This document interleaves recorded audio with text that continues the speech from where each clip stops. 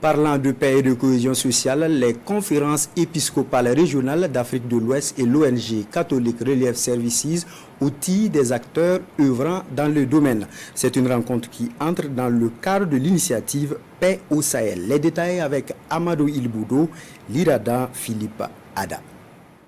Quand Bamako et Ouagadougou suffoquent sous la pression terroriste et que Niamey croupit sous des sanctions de la CEDEAO, les soutanes blanches manquent de sommeil, prient et planchent sur le stress général au Sahel, privés de tranquillité depuis plus d'une décennie.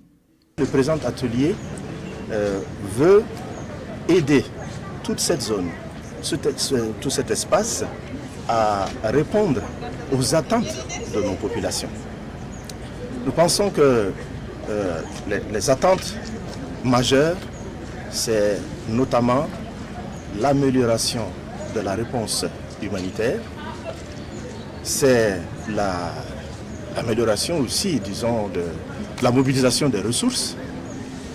Et nous avons également le renforcement de la résilience communautaire et de la cohésion sociale. Autant d'attentes qui constituent la contribution de l'Église Famille de Dieu pour amener la paix au Mali, au Burkina, dans les pays du Golfe de Guinée et au Niger, sous sanctions et menaces d'intervention militaire de la CEDEAO. Dans un texte de Saint Paul, il dit ceci: quand nous sommes un seul corps et quand un membre souffre, tous les membres souffrent avec lui.